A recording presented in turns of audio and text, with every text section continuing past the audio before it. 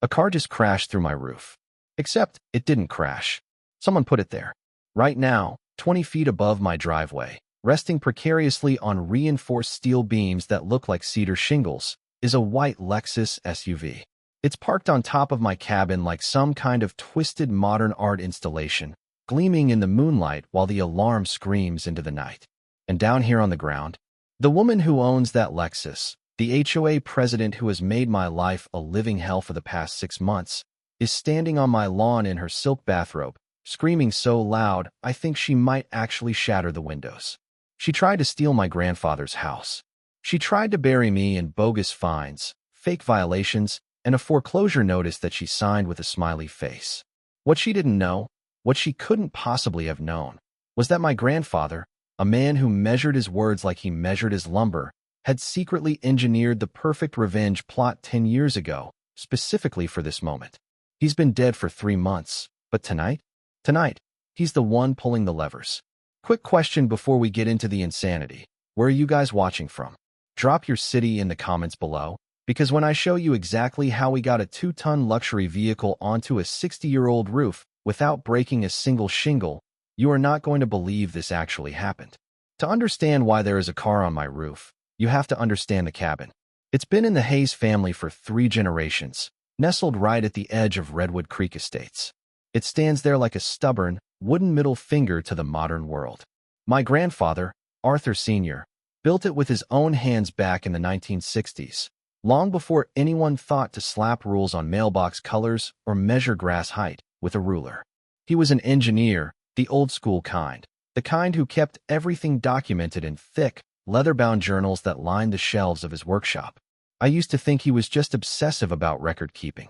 But looking back now, standing in the shadow of this Lexus, I realize he wasn't just keeping records. He was preparing for a war.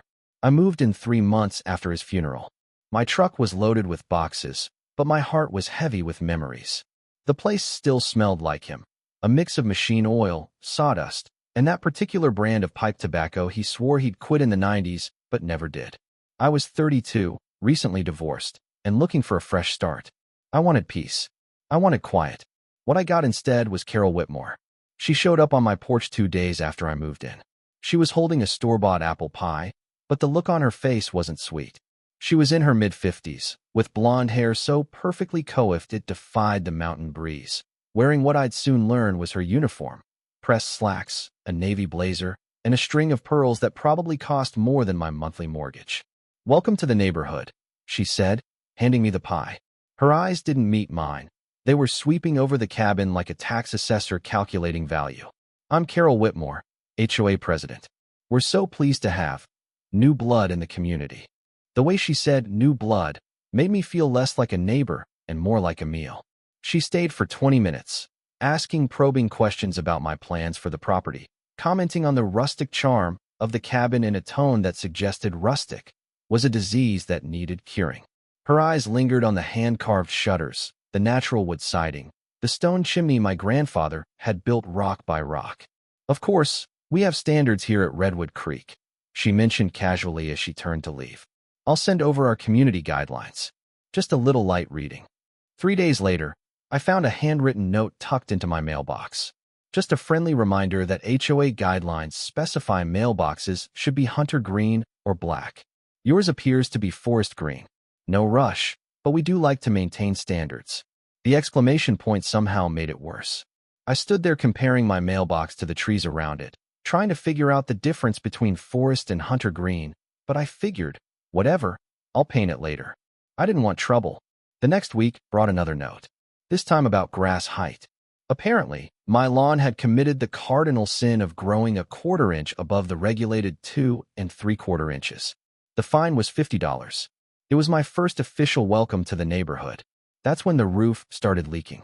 The spring storm had been brutal, punishing the old structure, and I noticed a water stain spreading across the ceiling of the main bedroom like a bruise. I didn't panic. I'm my grandfather's grandson. I grabbed my tools, threw a ladder against the side of the house, and headed up to assess the damage. I'd been up there for maybe an hour, pulling off damaged shingles and checking the underlayment, when I heard a distinct, digital click. I looked down. Carol was standing in my driveway, her phone raised, documenting my work like a crime scene photographer. Just keeping records, she called up cheerfully. You did file for architectural approval before starting roof work, didn't you? The question hung in the air, heavy and suffocating. I climbed down the ladder, wiping sweat from my forehead. I explained about the leak, the urgency, the fact that water was literally dripping onto my bed. She listened with that same tight smile, nodding sympathetically while typing notes into her phone. I understand completely, Caleb, she said. But rules are rules. Any structural modifications require written approval from the architectural committee. You'll need to submit plans, wait for review, attend a hearing. She rattled off a process that would take weeks. Of course, she added, you'll need to stop work immediately and restore the roof to its original condition before we can even consider your application. Original condition? I asked. You mean leaking? I mean aesthetically consistent, she snapped. The fine came 2 days later. $1,000 for unauthorized structural modifications and a cease and desist order. I stood in my kitchen, water dripping steadily into a bucket behind me, staring at this piece of paper that felt less like a violation notice and more like a declaration of war. $1,000 for trying to fix my own roof in a cabin that existed before this HOA was even a gleam in a developer's eye. But the most insulting part was the final line. Failure to comply within 72 hours will result in additional fines and possible legal action. This wasn't about regulations anymore. This was personal. So, I decided to play their game. I went to the HOA meeting. The community center looked like it was designed by someone who thought beige was an exciting color choice. I arrived early, armed with photos, contractor estimates, and a naive determination to be reasonable.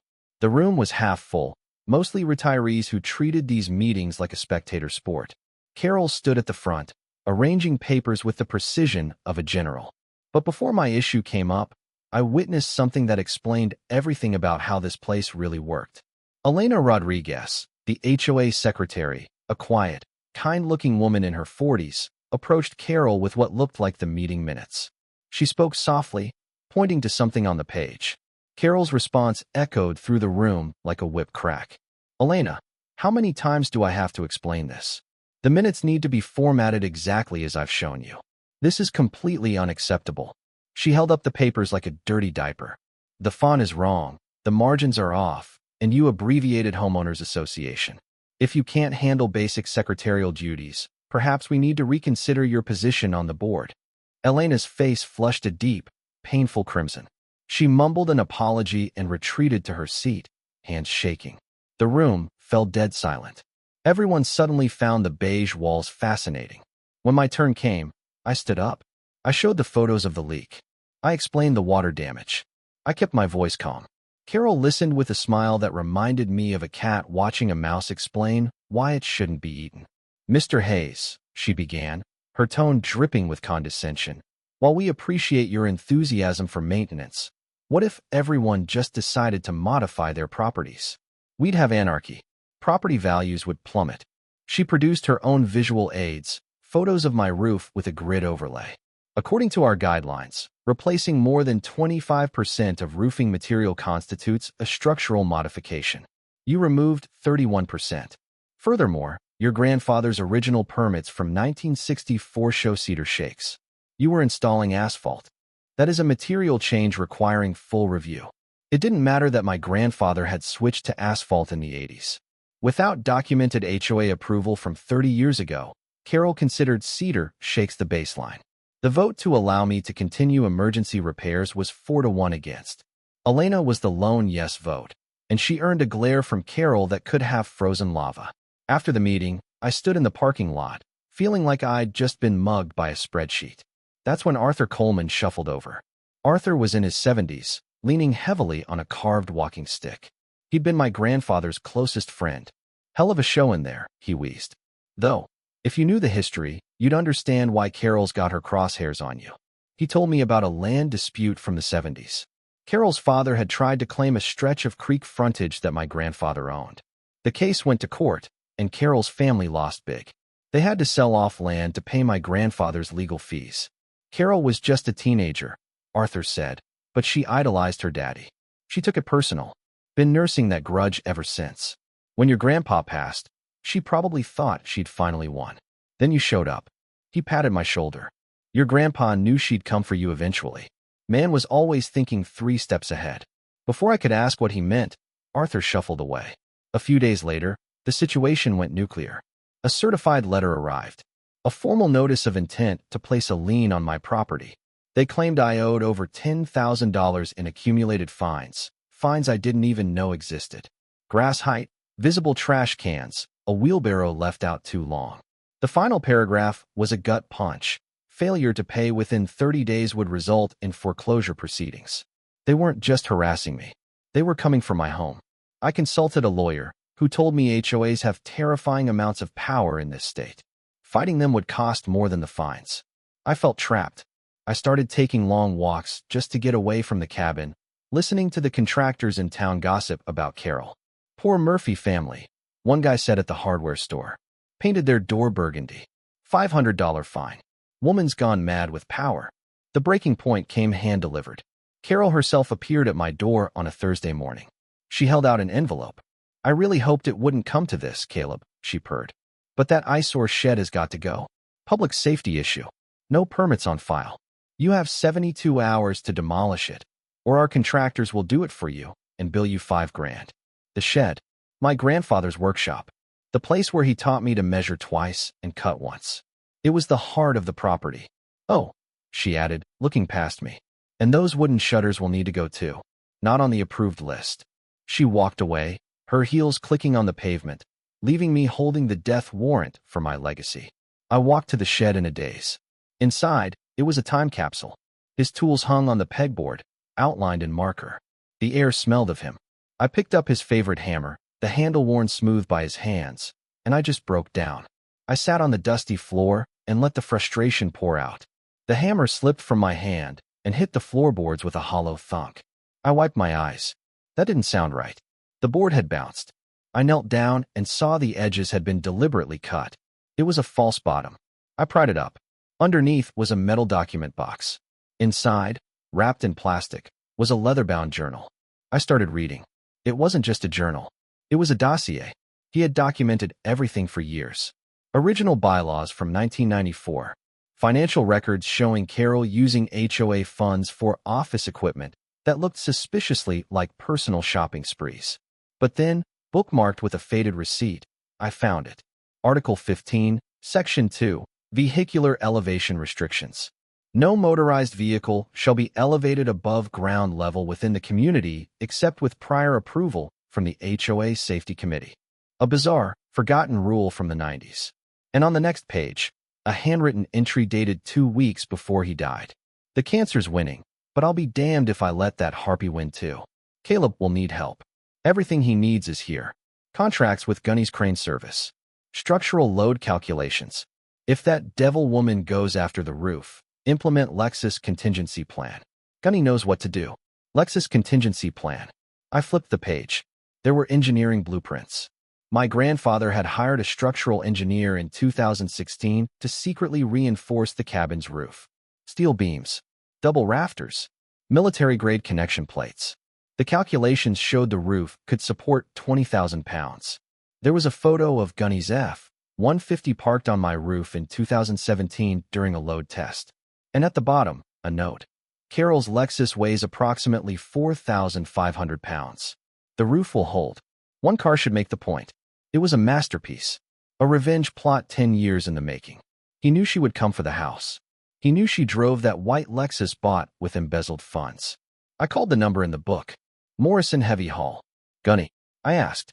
This is Caleb Hayes. I think it's time we discuss the contingency plan. Gunny laughed, a deep, gravelly sound. I've been waiting 7 years for this call, son. When do we fly? She filed for foreclosure, I said. How about this Friday? She's at her wine club on Fridays, Gunny said immediately. Gets home at 11 o'clock. Parks in the driveway. We can have her airborne by 11:15. We spent the next few days preparing. I met Gunny, a Vietnam vet built like a tank, and reviewed the lift plan. We needed witnesses. I called Arthur. I called the Murphys. I called Elena. Then, at the hardware store, a kid tapped me on the shoulder. Tommy Chun. He lived down the street. I run a live stream, he whispered. Gaming mostly, but I heard about Friday. Can I film it? Make sure you get the good angles, Tommy, I said.